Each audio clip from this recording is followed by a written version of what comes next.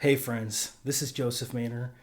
What I want to do in this video is I want to actually cover Shankara in his own words with regard to Advaita Vedanta, because I feel like a lot of confusion is happening because people don't even really know what Advaita Vedanta means or who Shankara is and why Shankara is really probably the greatest teacher for Advaita Vedanta, because he's a philosopher and he's highly regarded in Indian philosophy as pretty much recreating Advaita Vedanta in a way that was very different from what came before him and what came after him. So he's one of the great figures of Indian philosophy. And what I want to suggest you do is I want to suggest that Shankara, in a way, is similar to Spinoza. He has an absolute perspective, and then he has kind of a relative perspective. And even though he emphasizes the absolute, you can see in practice, he gives a pathway for humans to become enlightened in a very similar way that Spinoza does. So the deeper point that I'm going to make after we review this is similar to Spinoza. Shankara is, in a way, kind of a closet dualist. But similar to Spinoza, he would say that the relative or the finite is not really real. But he's going to give an account of it anyway. So both Spinoza and Shankara would argue that they are monists or non-dualists. But they do give an account of man or of the human. So I like to call them closet dualists.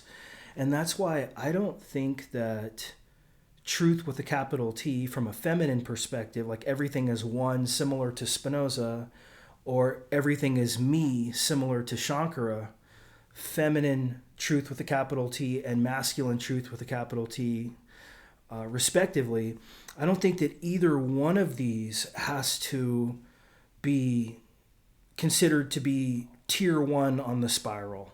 Why? Because they're paradoxical. They're very much post-yellow. They've integrated stage yellow. So without further ado, let me just read Shankara in his own words. And so what I'm doing is I've read most of Shankara's commentaries. So these specifically are going to be coming from this text, 8 Upanishads, volumes 1 and 2 by Shankara, and translated by Swami Gambhirananda. Okay, this is a really old work. And so what this guy did, Shankara was a prolific philosopher and a prolific writer.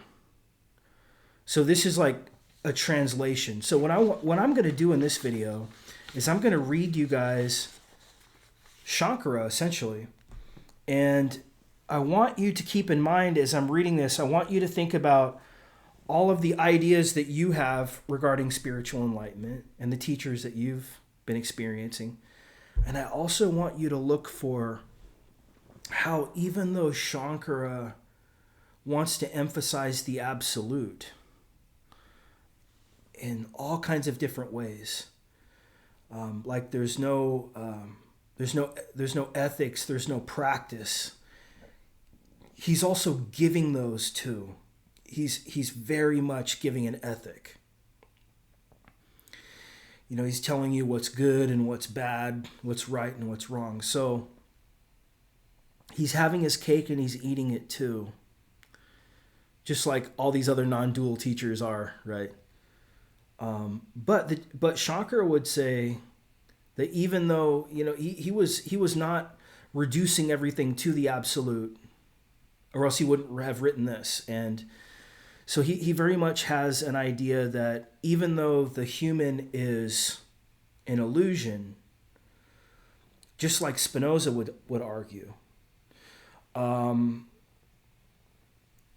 he's still writing as if there are deluded people that are in the human that can then become enlightened, just like Spinoza. So that's why I call both of these guys closet dualists. And this is why, in my view, there is no duality between the finite and the infinite.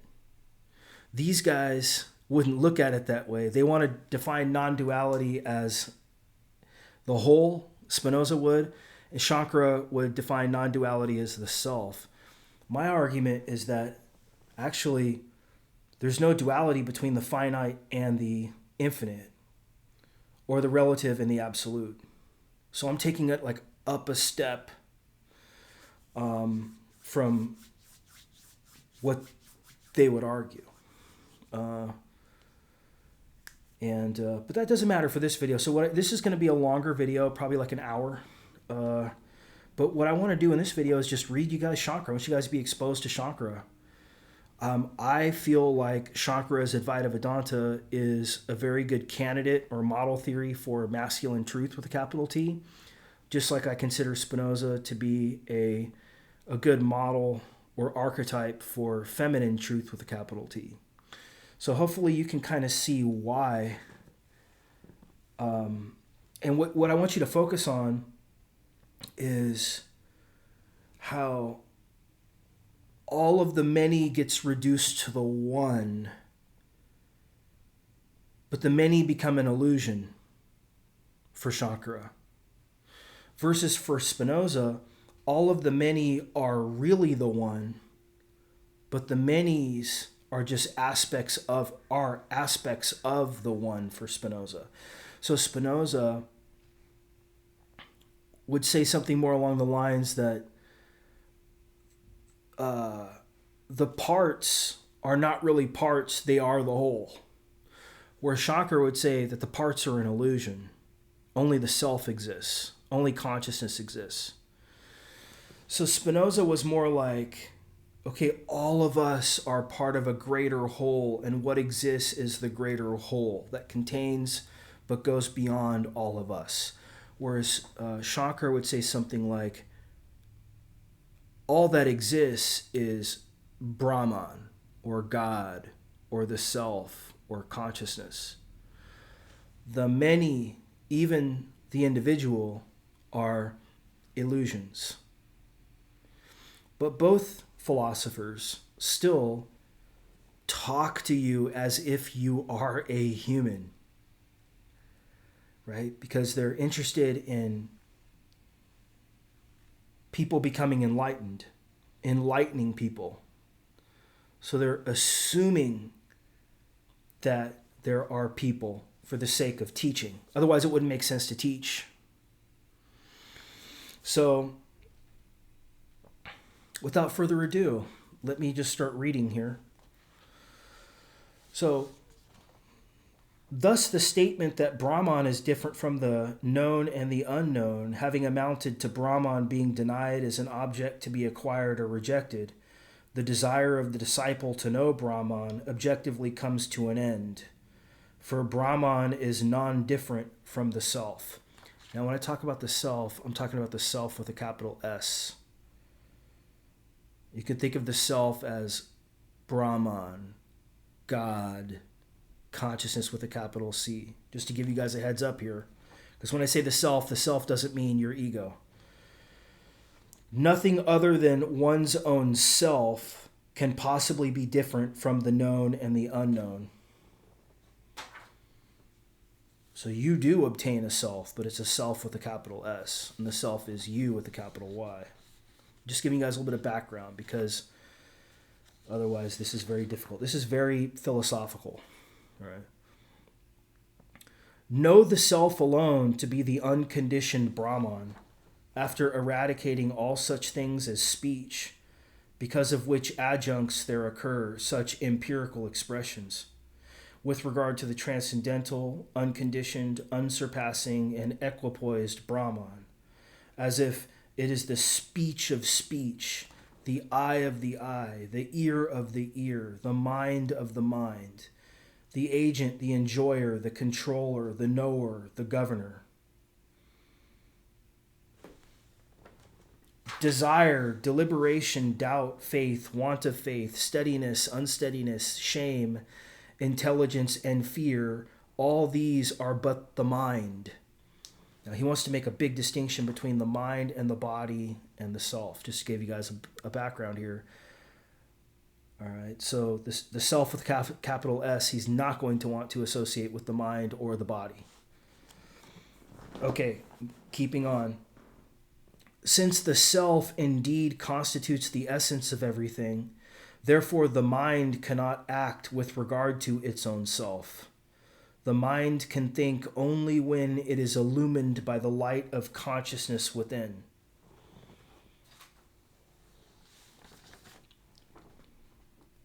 It is possible in a context where the self appears as a conditioned thing through identification with the limiting adjunct, intellect, so as to have such apparent activities as knowing the self by the self, knowing the self by the small self.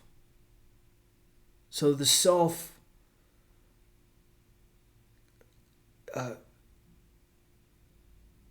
you don't know the big self by any activity of the mind, basically. Is just to get that slight little interpretation there. The small self is the mind. It being by nature consciousness itself, there can be no dependence on another consciousness, just as a light does not depend on another light.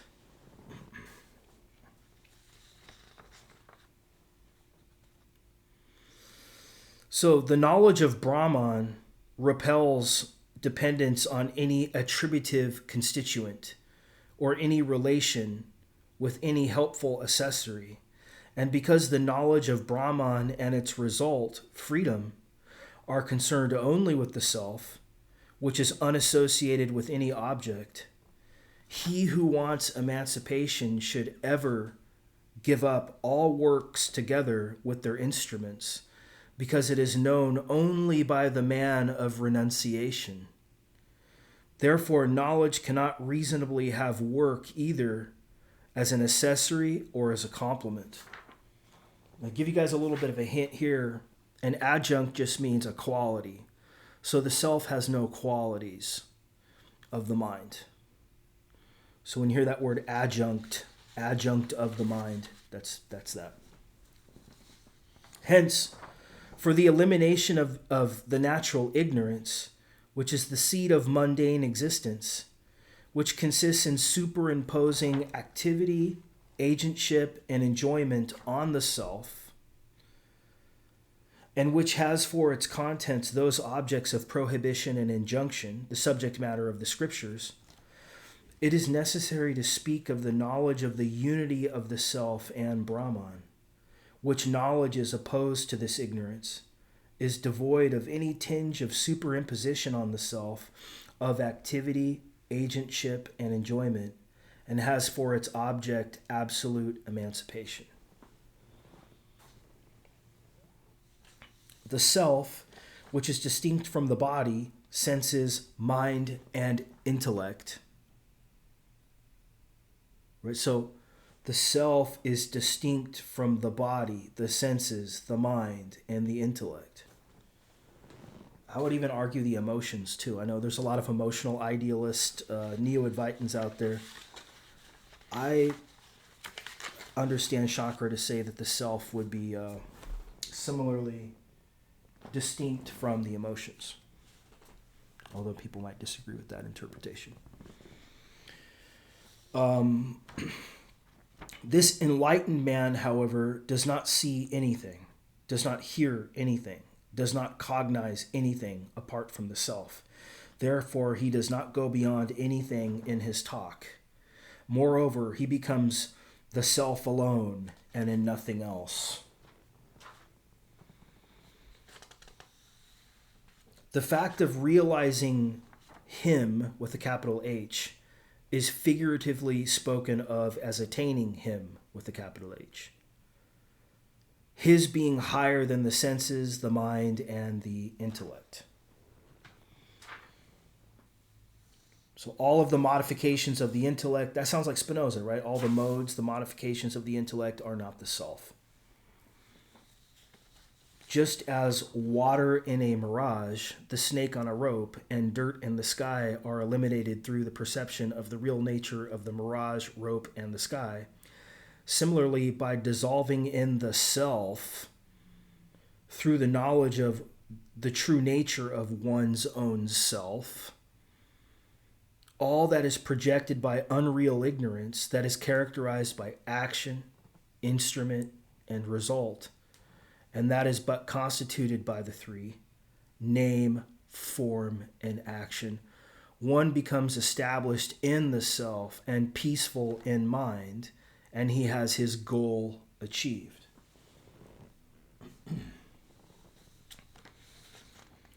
So, the infinite is that which has no end. So Brahman has no finitude.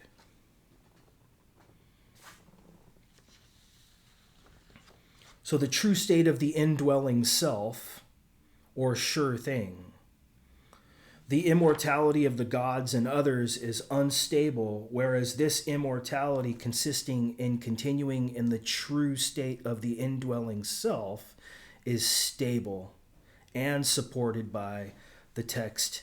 It neither increases nor decreases through work. Having known the constant and unshakable immortality which is of this kind, having ascertained it from amidst all impermanent things, the knowers of Brahman do not pray for anything in this world, because all this is opposed to the vision of the innermost self. The idea is that what they inevitably rise above, the desires for progeny, wealth, and worlds of enjoyment, are opposed to the vision of the innermost self.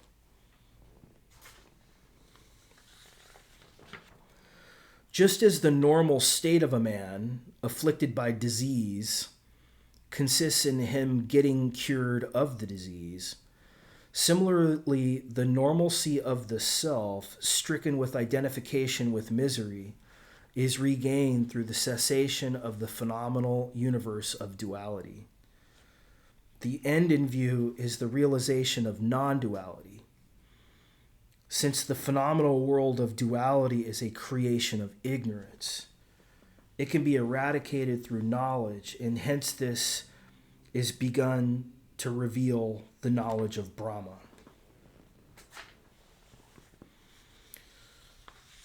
The consciousness of the waking state, though it is a state of mental vibration, is associated with many means, and it appears to be engrossed in external objects, and thus it leaves in the mind the corresponding impressions under the impulsion of ignorance, desire, and past action. The mind, thus possessed of the impressions like a piece of painted canvas, makes its appearance in the dream state just as in the waking state, but without any external means. Since sleep, consisting in the unawareness of reality with a capital R, is a common feature of the two states of waking and dream, where there are presence and absence, respectively, of perceptible gross objects. Notice that Shankara, just like Spinoza, defines God as reality. Notice that. I find that to be incredibly fascinating, actually.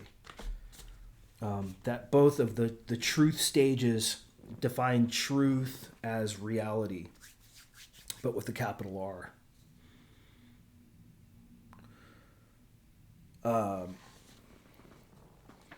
In deep sleep, there does not exist, as in the two earlier states, either dream, consisting in the perception of things otherwise than what they are, or any desire. So, what we're talking about, what he says, this is that state of deep sleep. He who has got this state of deep sleep as his sphere is undifferentiated. Also, Brahman, God, reality, the self is undifferentiated with a capital U. since the whole host of duality that are diversified as the two states of waking and dream and are but modifications of the mind become non-discernible in that state without losing their aforesaid characteristics, just as the day together with the phenomenal world becomes non-discernible under the cover of nocturnal darkness. As such, consciousness experiences that there are but vibrations of the mind in the waking and dream states, become solidified, as it were.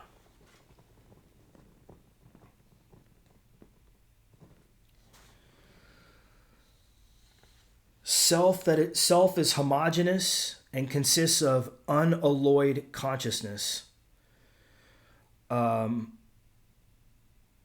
It's so differences in impure conditions of name and form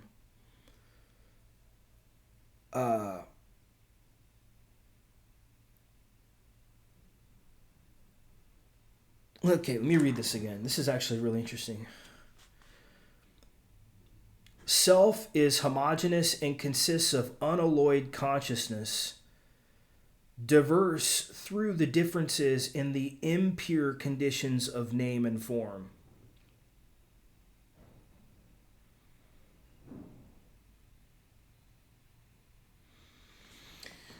God is the self. So, God is auspicious, which just means fortunate, calm, unchanging, immutable truth with a capital T, who cannot be thought of in terms of ends and means, is not subject to any means of proof, is beyond the mind and the senses, exists everywhere internally and externally, and is birthless and the subject matter of superior knowledge. The self is the negation of the phenomenal world and is auspicious. When you hear auspicious, just think fortunate, successful, right? So the self is the negation of the phenomenal world and is auspicious and non-dual. It was further said that duality ceases to exist after realization or enlightenment. Self-realization, right? The realization that I am God, basically. As to that, the non-existence of duality was established with the help of such analogies as dream, magic, and a city in space, and being perceived, and so on. All diversity comprising the worshipped, worship, and so on is unreal, and the absolute non-dual self is the highest reality.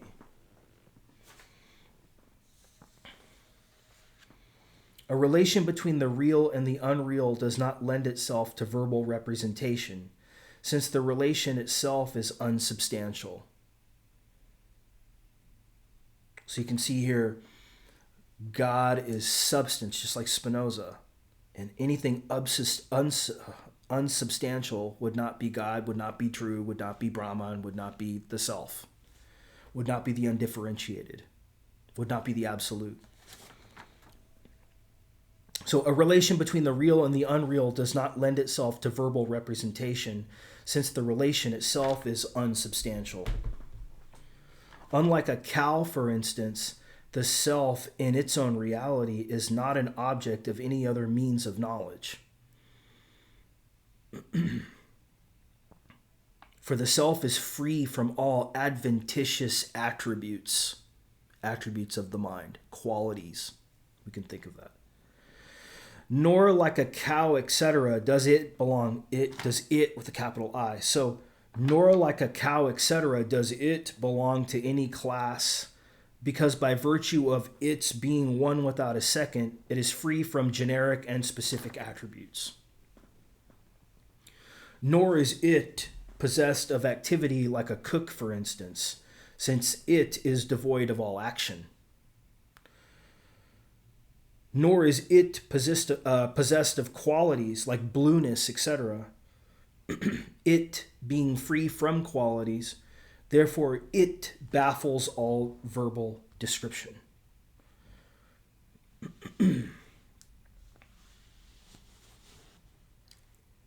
it baffles all verbal description. Ponder that one, guys. When Turiya is basically just moksha or peace. So when Turiya is realized as the self, so the self is also Turiya, right? Peace with a capital P. When Turiya is realized as the self, it leads to the cessation of craving for the non-self. Of the man who has realized the supreme reality with a capital R, all desires fall off, are broken to pieces, owing to the absence of anything else to be desired. The desires which clung to the heart of that man of knowledge before his enlightenment, the intellect and not the self, being the seat of the desires. So the intellect is the seat of the desires which are clung to by the heart. This is why I'm saying I think Spinoza would consider emotions also to be of the mind instead of the self, similar to the mind and the body. So let's just read this again, since I added my little commentary in that. So, of the man who has realized the supreme reality, all desires fall off, are broken to pieces, owing to the absence of anything else to be desired.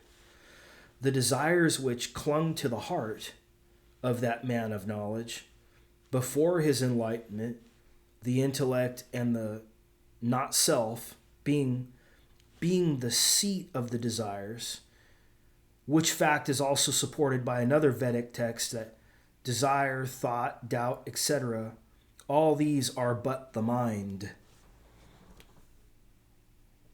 and are knots or concepts arising from ignorance that bind one like knots.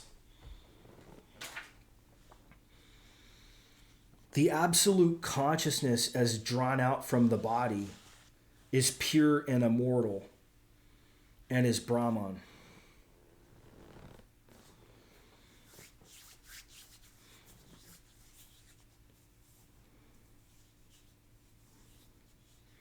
He who has attained Brahman became free.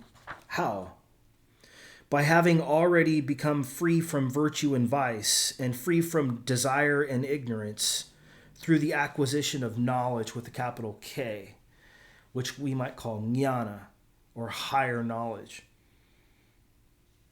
So what happened to him after that? He who attained Brahman became free. How? By having already become free from virtue and vice, and free from desire and ignorance through the acquisition of jnana, or knowledge with a capital K.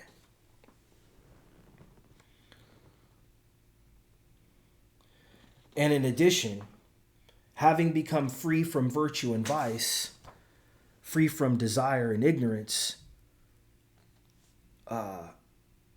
also by knowing Brahman. By knowing Brahman, one becomes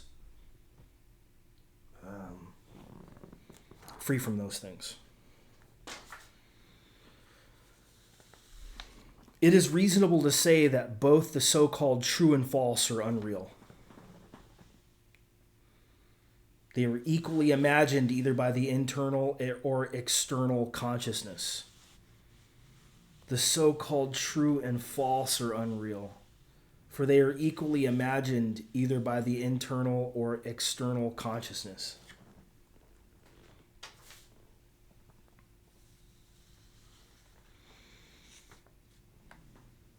So an illusory city in the sky, appearing to be full of shops replete with vendable articles, houses, palaces, and villages, bustling with men and women, is seen to vanish suddenly before one's very eyes. This whole universe, this whole duality is viewed as unreal. There's no difference whatsoever in it. The self is the only entity.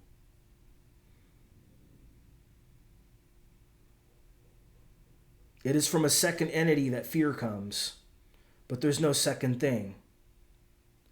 When the knower of Brahman, to the knower of Brahman, they have become the self.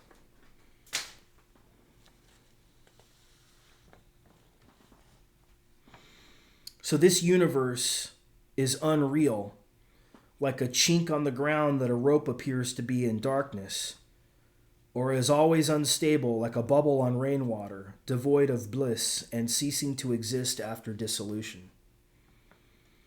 If from the standpoint of the highest reality, all duality is unreal, and the self alone exists as the only reality, which is the absence of duality, the non-existence of duality. All this is but the self. All this is but Brahman. So,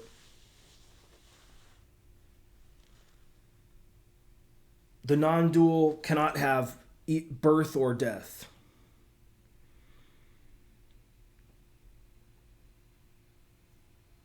So, empirical experience is a superimposition on the self, like a snake on a rope.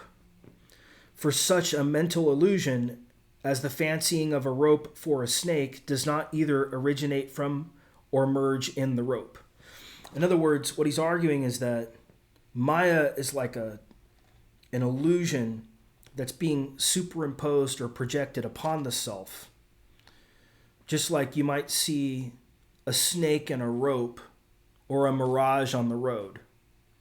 But you realize later on, there ain't no snake in the rope, there ain't no mirage in the road, there ain't no empirical experience in the self. It's an illusion. Maya is an illusion. Duality is equally a mental illusion, for duality is not perceived in a state of concentration or deep sleep.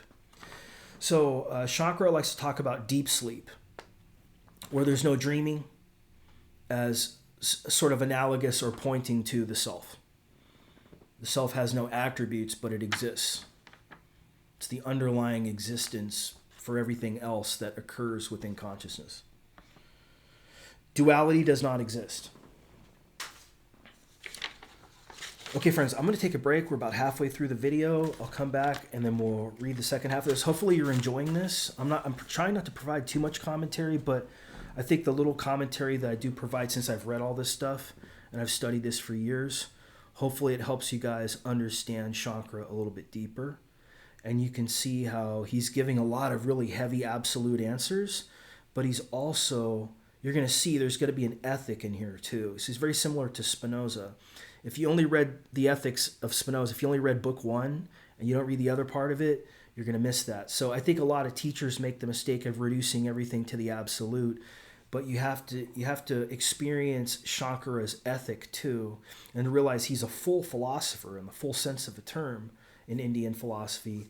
So before you can really understand Advaita Vedanta, you have to see how, in a way, he's kind of a closet dualist, even though he would say that Maya doesn't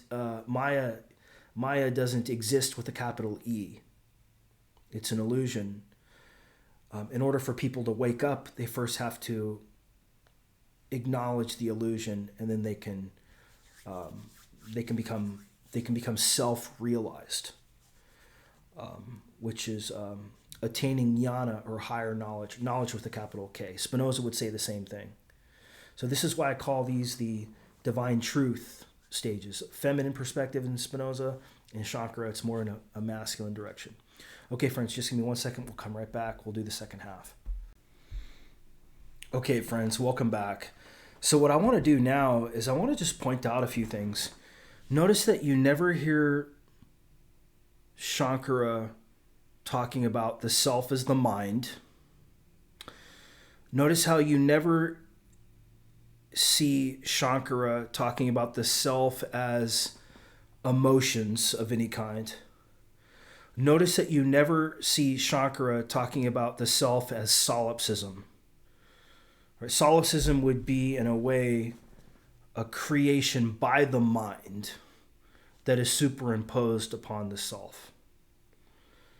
So this is why studying Shankara, like absent any kind of psychedelics usage or absent any other kind of spiritual experience, I mean, if you're trying to gain an understanding of the I am,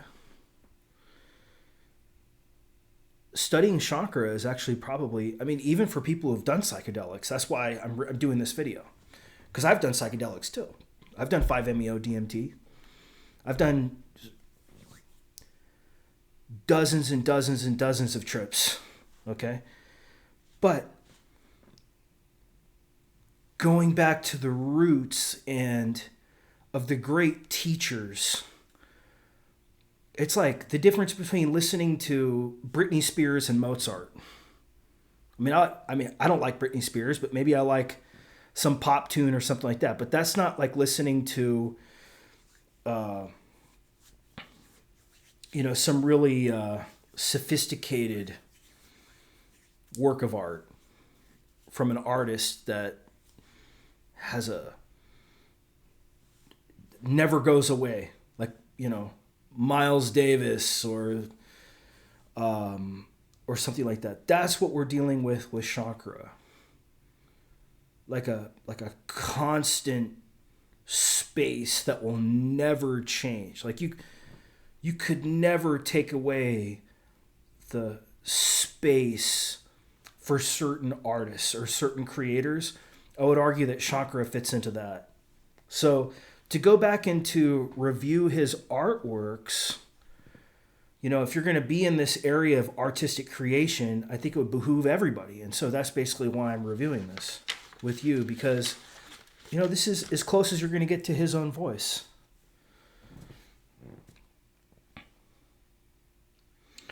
Okay, so let's continue. Even when the illusion disappears, the non-illusory substratum can continue to exist by the very fact of it being non-illusory. Just as the rope constituting a factor in the illusion of the snake exists as an unimagined entity even before the knowledge of the non-existence of the snake, so also the non-dual self exists, since as a last resort, it, with the capital I, has to be assumed to be non-illusory. Besides, the being who is the agent of the imagination cannot be non-existent, since his existence has to be admitted antecedent to the rise of the illusion. Doesn't this sound like Kant? Like we have to presuppose the self because we have to presuppose something to exist in order to make sense of something else. This sounds exactly like Kant to me. So let's reread this. Just as the rope constituting a factor in the illusion of the snake exists as an unimagined entity even before the knowledge of the non-existence of the snake, so also the non-dual self exists, since as a last resort, it has to be assumed to be non-illusory.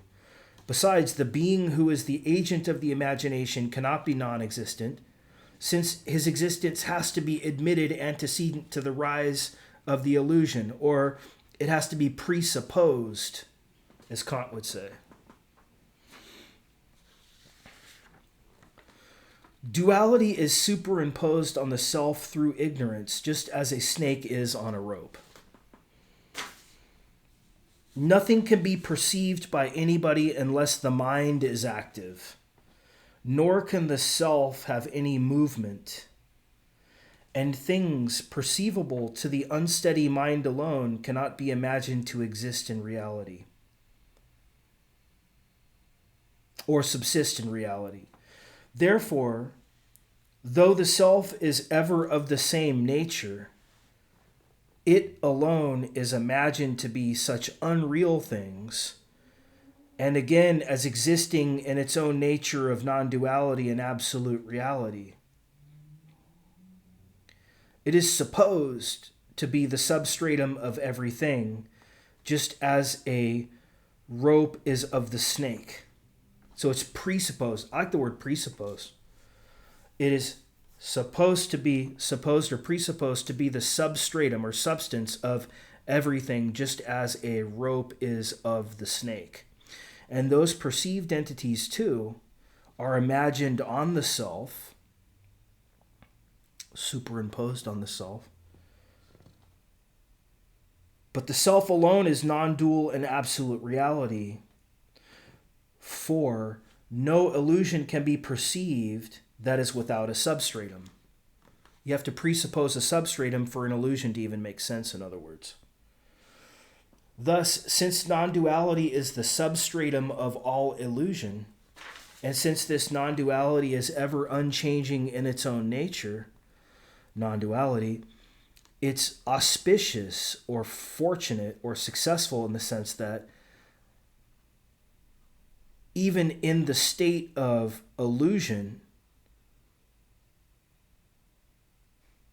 you have this non-duality. But the illusions alone are evil. Notice this word evil. This is where he starts getting into morality, a little bit stage blue kind of.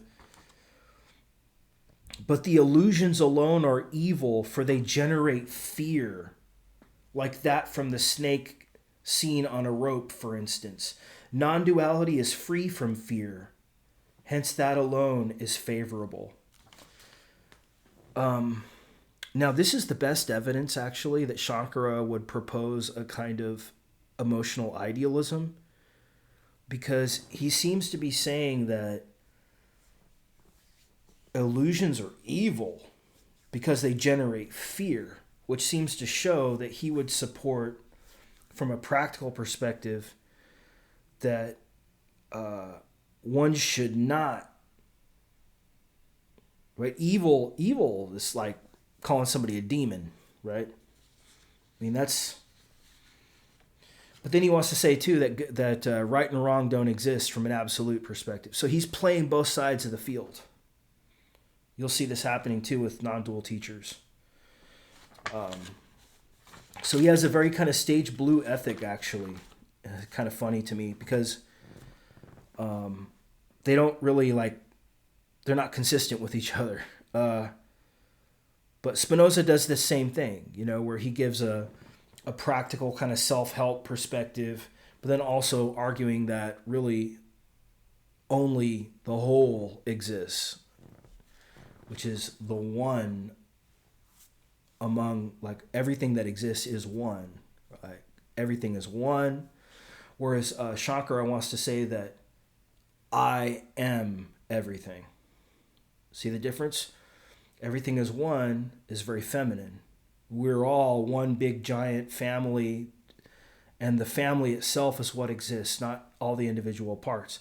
Whereas Shankara wants to say everything is actually just me, right? But it's not solipsism, because that would be a quality. The self doesn't have any qualities, including, and this takes away, all these kind of attributes, like good, bad, right, wrong, and so on. But then Shankara wants to say that here,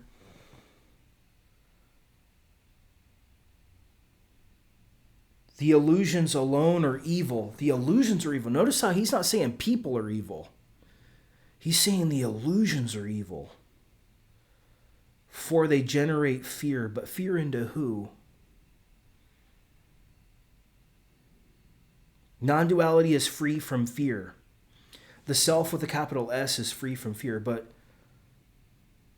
is any human the self with a capital S?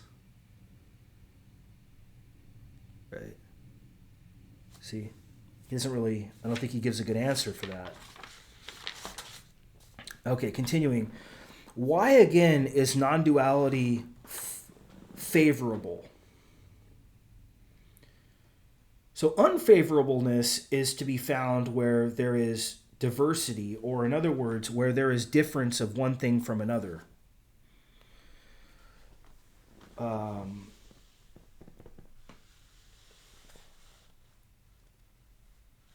The manifold phenomenal world, in other words,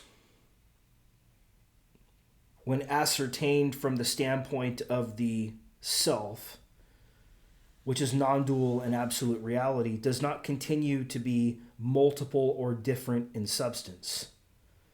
Just as an illusory snake has no separate existence when it is found out with the help of a light to be identical with the rope. Besides, this world never exists in its own nature because of its having been imagined like a snake on a rope. So this whole world is not reality with a capital R. That's consciousness or the self. This whole world is an illusion, like a snake on a rope. At night when you're walking home, you see a rope. You don't have enough light. All of a sudden, you misperceive the rope as a snake, and you like jump back, and you realize, oh, right, there's no snake there. That's just a rope. That's how Shankara wants to say that reality with a lowercase r differs from reality with an uppercase R, from an absolute perspective. And I like how he uses the term the standpoint of the Supreme Self. This flies in the face of a lot of you guys who want to say that the absolute is perspectiveless, the standpoint of the self. There you have it. Besides, this world never exists in its own nature because, again, it's having been imagined like a snake on a rope. Similarly, the objects are not distinct from each other in the sense that a buffalo exists as something different from a horse. Accordingly, just because of the unreality of duality, there is nothing that can exist as non-separate from one another or from the Supreme Self. The knowers of the self realized the supreme reality is this way. Hence, non-duality is fortunate, for it is free from all causes of evil.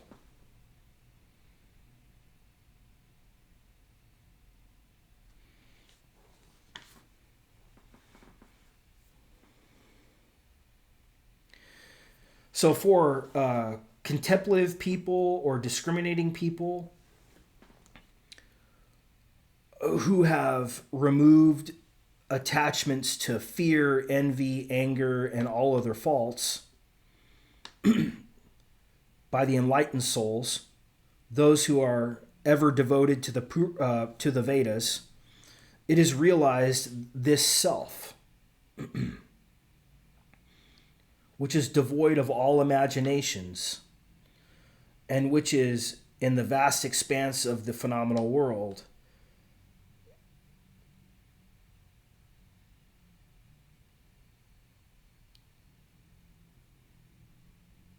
the total negation of this, which is the self. And therefore, the self is without a second. And this is why it's I am, right? The self is without a second. The idea is that the Supreme Self is realizable only by the men of renunciation who are free from blemishes, who are learned, and who are devoted to the secrets of the Upanishads, but not so by the logicians and others whose hearts are tainted by attachment and whose philosophies are enamored of their own outlooks. See the ethics here? If Shankara was really in the absolute, you wouldn't think that he would have a problem with anybody, right? But the fact that he's a teacher, he has to have a demon. He has to have somebody who's on the wrong track because he's trying to guide you toward truth with a capital T. See the problem with truth with a capital T? Right?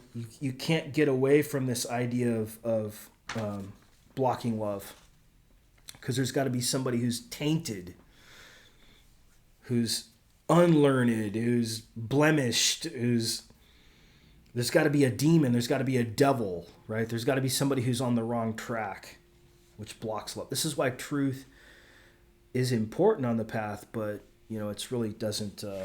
It has limitations to it. So continuing on, since non-duality is fortunate and free from fear by virtue of its being by nature devoid of all evil.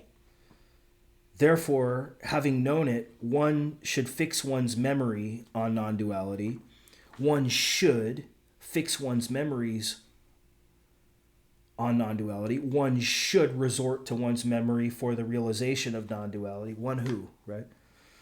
And having comprehended that non-duality, having realized directly and immediately the self that is beyond hunger, birthlessness, and above all conventional dealings, after attaining consciousness, and that the I am the supreme Brahman, one should behave in the world like a dull-witted man, that is to say, without advertising oneself as I am such and such. So more ethical pronouncements by Shankara here. One should not.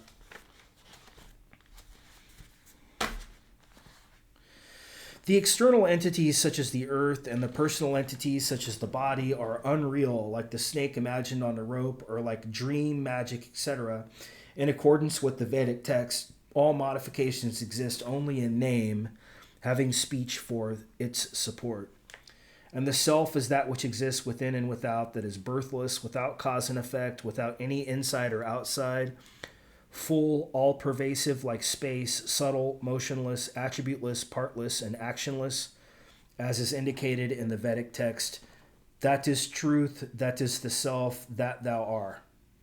Having seen reality with a capital R this way, one should become identified with reality with a capital R. One should have one's delight only in the self. One should.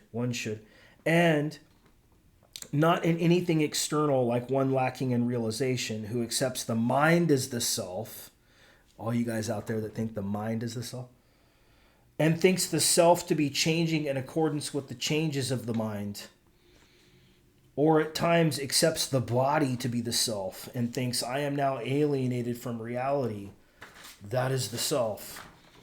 And when at times the mind becomes concentrated, who thinks himself to be united with reality with a capital R, and in peace under the belief, I am now identified with reality with a capital R.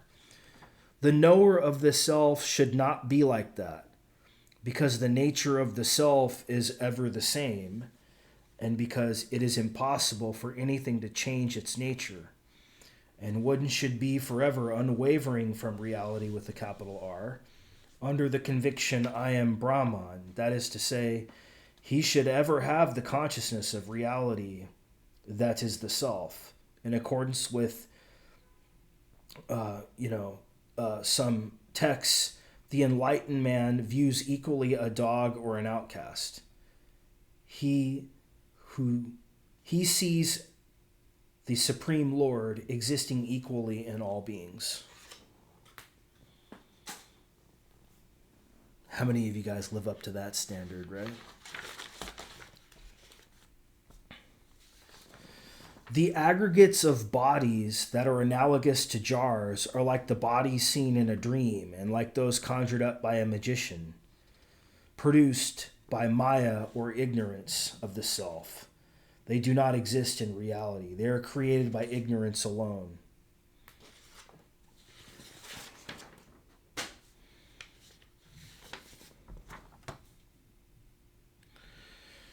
Non-duality is the highest reality, since duality or heterogeneity is a differentiation, that is to say, a product of that non-duality in accordance with Vedic texts and accordance with reason. Because duality ceases to exist in samadhi or God absorption, unconsciousness, and deep sleep, when the mind ceases to act. Therefore, duality is called a product of non-duality. For those dualists, there is nothing but duality from either point of view, from the standpoints of both reality and unreality. Though those deluded persons, how could there be deluded persons? Though those deluded persons have a dualistic outlook, and we, the undiluted ones, have a non-dualist outlook in conformity with the Vedic texts. There is not a second thing. Okay.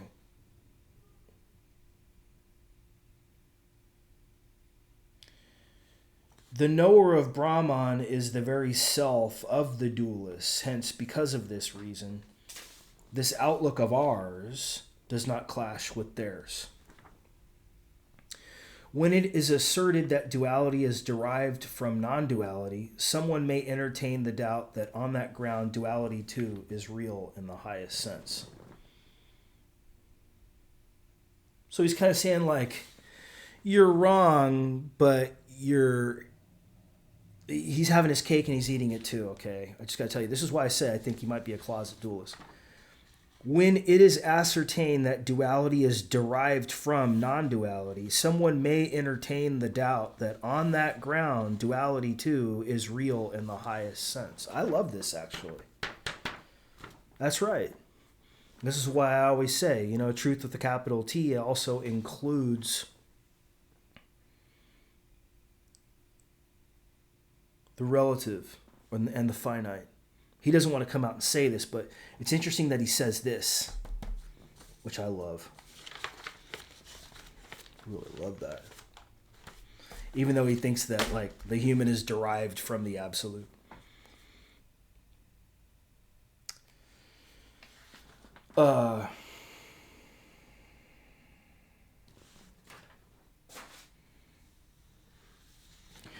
It has been said that when the mind is divested of ideation by virtue of the realization of the truth with a capital T, that is Brahman, and when there is an absence of external objects of perception, it becomes tranquil, controlled, and withdrawn like fire that has no fuel. And it has further been said that when the mind thus ceases to be the mind, duality also disappears. Well, you can see where Maharshi comes from right out of that one, right? I mean, Maharshi took that and ran with it.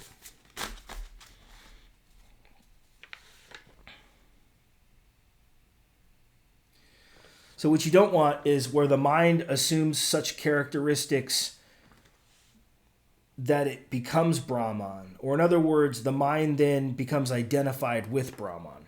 That's a big trap for Shankara. All of you guys that think that God is the mind with a capital M, yeah, I don't think Shankara would agree with that at all. So the above mentioned bliss with a capital B, which is the highest reality. Notice that reality also is God and also is the self and also is bliss with a capital B, or Turiya. So the above mentioned bliss, which is the highest reality and which consists in the realization of the truth that is the self, located in one's own self, which is characterized by quiescence, absence of all evil, coexistence with cessation, liberation, indescribable, and absolutely unique entity, is the highest happiness, it being unsurpassable and open to the visions of the yogis alone. It is unborn, unlike objective happiness. So notice that bliss with a capital B is not even objective happiness. It's peace. It's divine peace. It's not happiness. And since this happiness in its true nature of omniscience is identical with the unborn, he should use the word bliss actually there, with the thing to be known, therefore the knowers of Brahman call it the omniscient one, Brahman itself.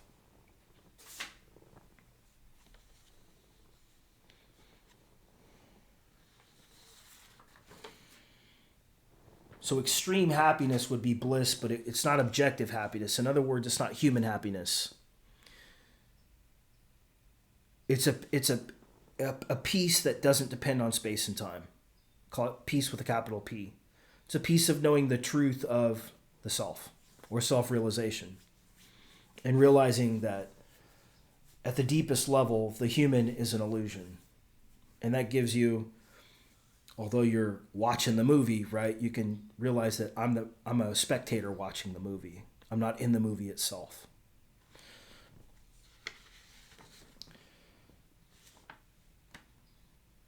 And that's why it's masculine truth. Because the I am is deeper than the human I. And you can realize this. And when you realize this, this will give you a perspective that will never alter. You can also get this on psychedelics too, but it's nice to have a philosophy that's this on point. I mean, go ahead and do 5-MeO-DMT. I mean, you're going to have an experience that's going to go right along with this, like peanut butter and jelly. So,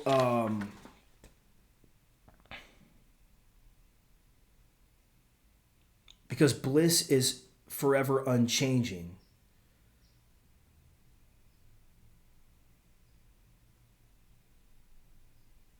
Bliss is non-contradictory.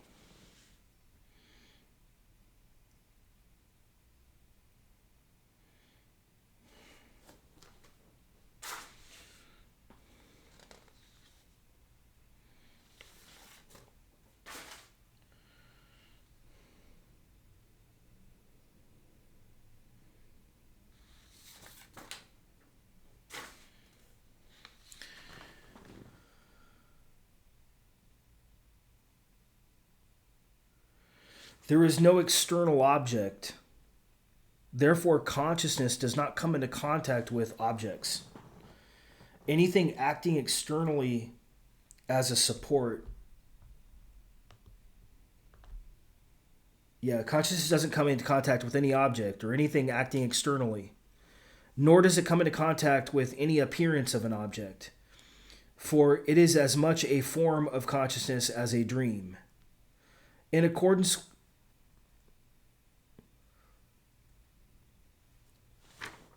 consciousness alone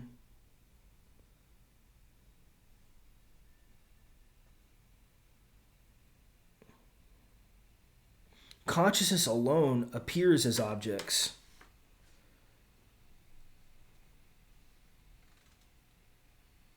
Let's read this again. As there is no external object, consciousness does not come into contact with objects or anything acting externally as a support, nor does it come into contact with any appearance of an object. For it is as much a form of consciousness as a dream. A form of consciousness. Now we're seeing this like form of consciousness. Just like Spinoza would say, a mode of the whole. So Maya is just forms of consciousness. Or modes of consciousness. But they're not really real. But whatever reality they have is the consciousness that sits up underneath the illusions. For it is as much a form of consciousness as a dream. So forms of consciousness are a dream. Okay, in accordance with the above reasoning, an object is non-existent, even in the waking state, just as a dream object is. And neither is an illusory object different from consciousness. It is consciousness alone that appears as objects like the jar, as it does in a dream. So, like this highlighter, this is a form of consciousness at best. And it just appears to be an object. Consciousness does not ever come in contact with external objects in all the three states. There being no external objects, how can there be any baseless false apprehension of it? So consciousness does not ever touch, cause any external object. In all three states of the past, present, and the future, should it come in contact with any object at any future time, that would be the non-erroneous absolute reality. And in relation to that true perception, the elusive perception of a jar, where there is no jar, will be a false perception. But there is no contact of consciousness with any object at any time. Therefore, there will...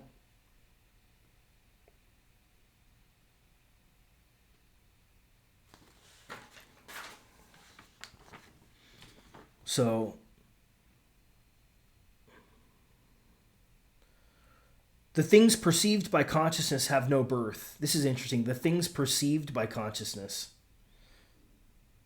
Therefore, the idealists who perceive of that consciousness, along with its momentariness, sorrowfulness, voidness, non-selfhood, etc., thereby presuming to perceive through that very consciousness the nature of consciousness that defies all perception, those idealists, those bad idealists, all are bolder than even the other dualists. As for the nihilists, who, while perceiving the non-existence of everything, assert thereby the voidness of their own philosophy, they are even bolder than the idealist, inasmuch as they want to have the sky itself in their grasp. Through the above reasons, it is established that Brahman is one and has no birth.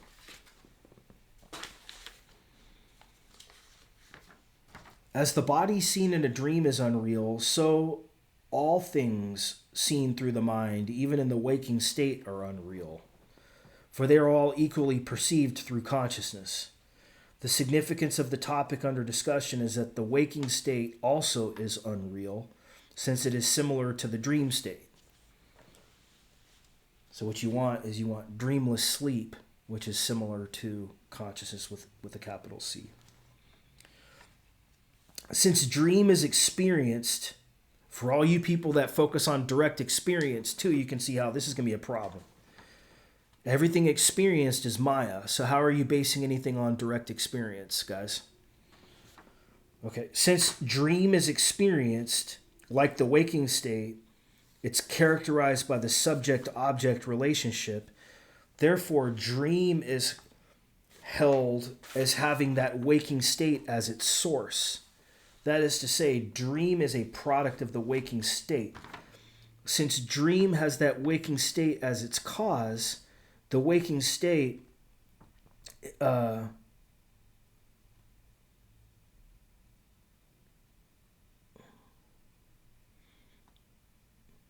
in reality, just like dream objects, the things of the waking state too are not objects of common experience to all, nor have they any existence. To the men of discrimination, nothing whatsoever is known to have origination. Okay, friends, I'm going to take a quick break. I'll come back, and I think this video is probably going to last another 15 minutes or so, but I think we've moved out of the ethics. Now we're moving into the epistemology and the intersection actually between metaphysics and epistemology. So just give me 1 second. We'll finish up this video. Hey friends, so this is some of the best stuff. I'm glad it's kind of coming last. Just kind of quickly looking at it here. Consciousness does not undergo birth.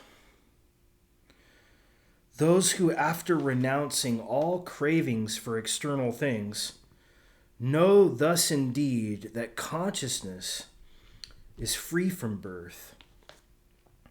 It is the non-dual reality that is the self, and they do not fall again into calamity, into the sea of darkness of ignorance.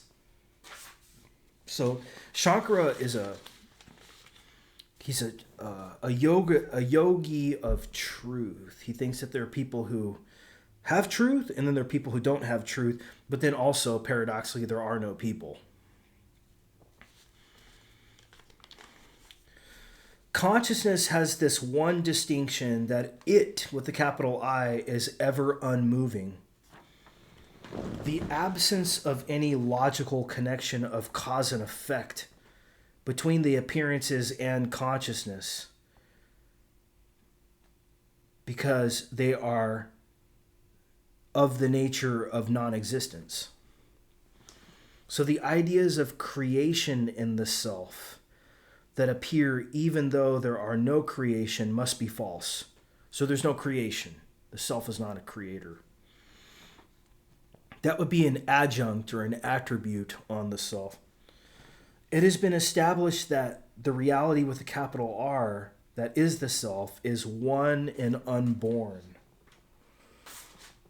The self is neither a substance nor different from anything. It is neither the cause nor the effect of anything.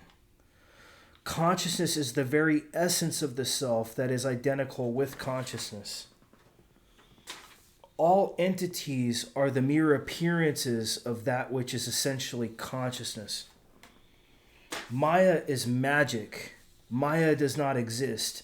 The idea being that the term relates to something non-existing. Absolute consciousness is non-dual and cannot become an object of speech, because that would be activities of the mind, and not so in reality.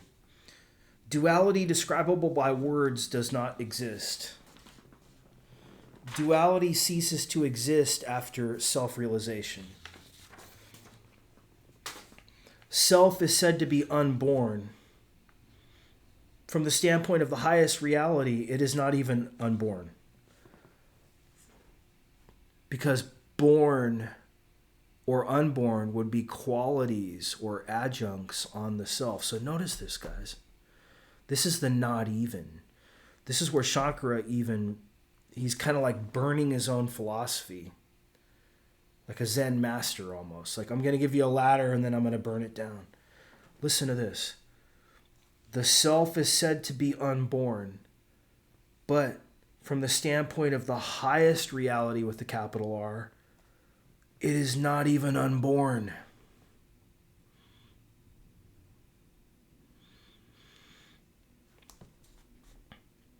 The imagination that the self is birthless does not pertain to the absolute real entity with the capital E. So anything you say is not it. It's of the mind. It with the capital I. The divine I. Which is truth, masculine truth. The individual without a second. That is not plural. Since no object exists, no other exists, therefore there is in evidence a mere persistent infatuation for duality that is not existing. Duality does not exist. Since a fondness for unreality is alone the cause of birth, therefore he does not undergo birth who, having realized the non-existence of duality, has become free from cause, divested of the craving for the unreal duality. The state of both existence and non-existence is of either kind, since it relates to both the changeable and the changeless. It relates to an absolute non-existence, means a fool, a non-discriminating man. Each one of the fools, whether calling the self existing or not, covers up the Lord with a capital L by ideas of changeability, by ideas of changeability,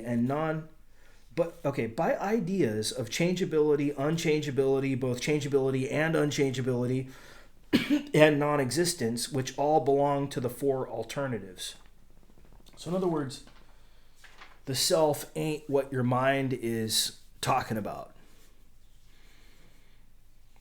It's untouched by those four alternative theories of existence, non-existence, etc. The truly enlightened man is omniscient.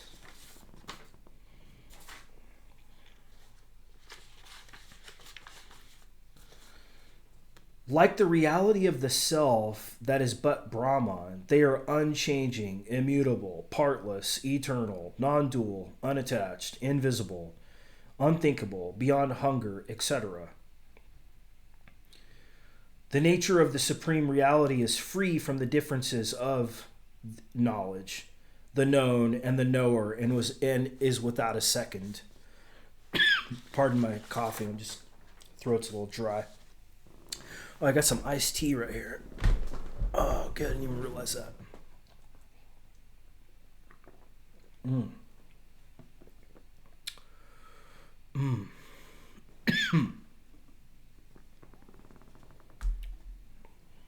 used to talking this long. So we're on our last 3 pages, guys.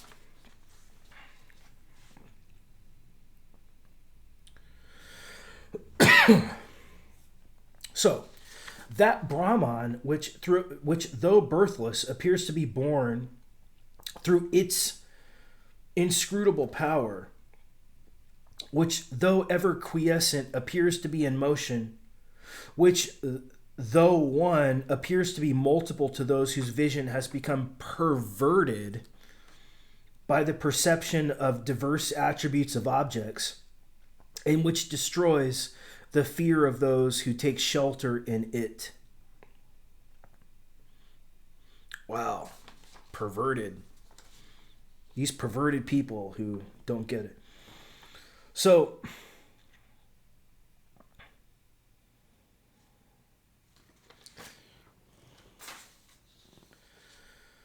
this happiness, I'm going to call it bliss with a capital B, that is of the nature of unobstructed consciousness, that is to say, the bliss with a capital B, then pervades the whole body in a general way and remains undisturbed. But why would bliss pervade the whole body if the body is not real? So at this time, the body and the senses that depend on ignorance, desire, and the result of past actions become inactive. When these become quiet, the nature of the self that appears distorted owing to the presence of limiting adjuncts becomes non-dual, auspicious or fortunate, and calm.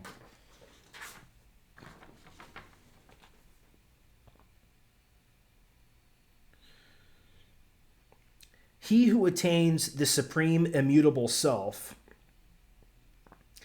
that is, who perchance, having become free from all desires, realizes that which is free from shadow, from ignorance, bodiless, devoid of redness, free from all qualities, starting from redness. Since this is so, it is pure, being free from all attributes, the immutable with the capital I, the true with the capital T, all-pervading indwelling entity, which is without a second, is not conceivable by the mind, and is auspicious or fortunate, calm, coexisting with all that is within and without, and is birthless. He, the renouncer of everything, who knows, omniscient, becomes omniscient. Nothing can possibly remain unknown to him. Formerly, he was not omniscient owing to ignorance. Again, when ignorance is removed by knowledge, he becomes all. With regard to that point, there occurs